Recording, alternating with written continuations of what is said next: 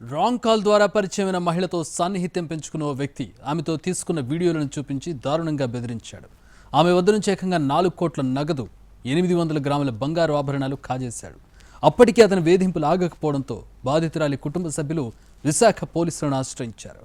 పోలీసులు నిందితులను అరెస్ట్ చేసి రిమాండ్కు తరలించారు. ఇక్కడ చూడండి, ఇతని పేరు అక్షయ్ కుమార్. తిరుపతి జిల్లా శ్రీకాళహస్తి స్వస్థలం. ఇతనికి కరోనా సమయంలో పశ్చిమ గోదావరి జిల్లాకు చెందిన ఓ మహిళ రాంగ్ కాల్లో పరిచయమైంది. ఆ తర్వాత ఇద్దరు కాల్స్ కంటిన్యూ చేశారు. రోజు ఎస్ఎంఎస్లు పంపుకున్నారు, చాటింగ్ చేశారు. ఈ క్రమంలో అక్షయ్ కుమార్ ఆమె వివరాలు సేకరించాడు. స్నేహం కొనసాగించేందుకు, మాట్లాడేందుకు ఒత్తిడి చేశాడు.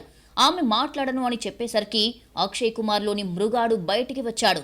తన వద్ద వాయిస్ రికార్డులు ఉన్నాయని, వాటిని ఆమె భర్తకు పంపిస్తానని బ్లాక్మెయిల్ చేయడం షురూ చేశాడు. అంతేకాదు, ఈ విషయం ఎవరికీ చెప్పకుండా ఉండేందుకు విశాఖ మద్దిపాలెంలోని ఓ షాపింగ్ మాల్ వద్దకు 10 లక్షలు తీసుకుని రమ్మన్నాడు. అక్కడికి వచ్చిన ఆమె నుంచి డబ్బులు తీసుకుని కారులో ఓ ప్రైవేట్ హోటల్కు తీసుకెళ్లాడు. అక్కడ ఆమెను లొంగ తీసుకుని ఆ దృశ్యాలను రహస్యంగా చిత్రీకరించాడు. ఇక అప్పట్నుంచి అక్షయ్ కుమార్లోని అసలైన రాక్షసత్వం బయటపడింది. ఆ వీడియోలు దగ్గర పెట్టుకుని మరింత రెచ్చిపోయాడు. వీడియోలను చూపించి పలు దఫాలుగా సుమారు 4 కోట్ల నగదును పలు బ్యాంకు ఖాతాల్లో డిపాజిట్ చేయించాడు. 800 గ్రాముల బంగారు ఆభరణాలు తీసుకున్నాడు.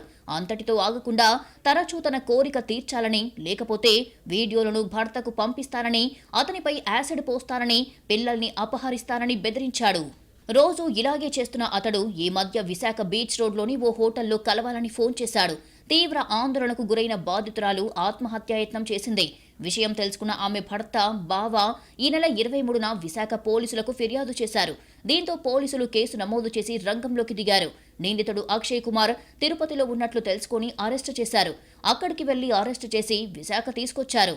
నిందితుడి నుంచి కారు, 65 గ్రాముల బంగారం, సెల్ ఫోన్ను స్వాధీనం చేసుకున్నారు.